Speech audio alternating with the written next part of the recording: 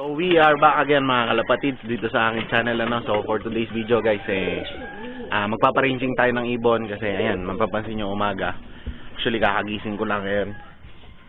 And madalang ako makapag-vlog tulad ng sabi ko sa inyo kasi nga wala tayong karera kaya hindi ako ganun kadalas mag-vlog ngayon. Then may trabaho na ulit kasi ako. So ayun, samahan nyo ako na magparanging ng mga kalapate. Then bago pa lang lahat mga kalapatids, kung bago ka pa lang sa aking channel, huwag mo kalimutan mag-like, mag-share, and subscribe. Hit the notification bell para lagi kayong updated sa mga videos katulad nito.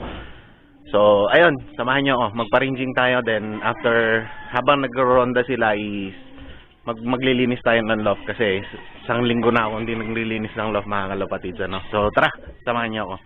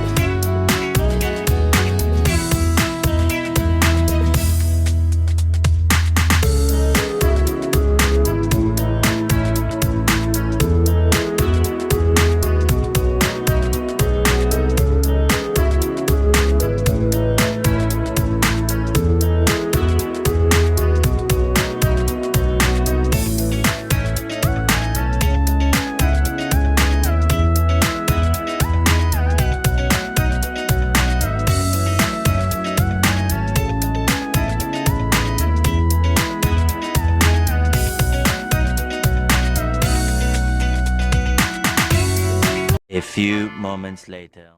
So, bali yan mga kalapatids, nagro-ronda na sila. Habang nagro-ronda nga ayun, maglilinis muna tayo ng ating loft, So, nasan ba yung pangkutkot ko? Nawala yung pangkutkot ko ng... ito pala. So, ito. Samantalahin lang natin habang nagro-ronda. So, isang tip sa inyo, basta maglilinis kayo ng loft, pakawalan nyo lahat. So, ayan, makita nyo. Papakita ko sa inyo kung gaano kadumi yung loft nila, So, ayan. Tingnan nyo. Kapal na ng ipot. Pati sa mga purchase nila. So, isang linggo na nga kasi na hindi ako nakakapaglinis sa loft.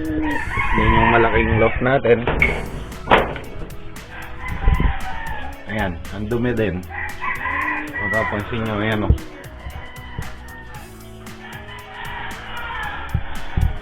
So, may naiwan ko pa lang isa dito. So, ito yung isang umiitlog kasi ito may itlog na ito Pumaris na. Pang summer natin na ibon. Nagkaparis na siya. Ayan, may itlog. So, ang ginagawa ko dyan tinatanggal ko lang yung itlog niya. Kasi hindi naman tayo magbe-breed na ngayon. Tsaka hindi naman pang-breed to kasi mga flyer nga natin to. Kailangan muna nating masubukan na ilipad.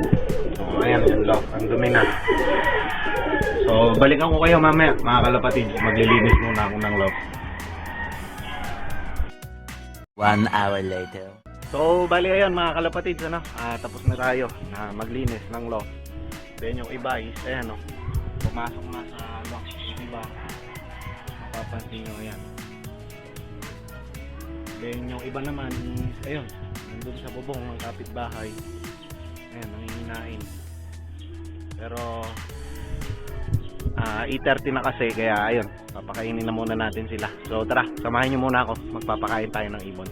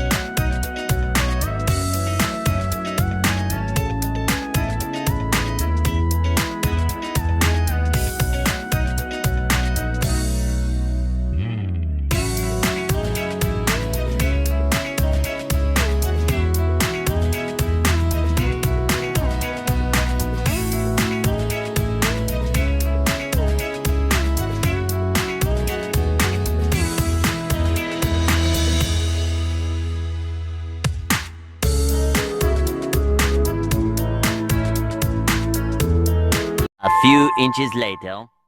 So, bali ayun mga kalapatids, tapos na nga tayong magpatuka, then nakapaglinis na tayo ng loft.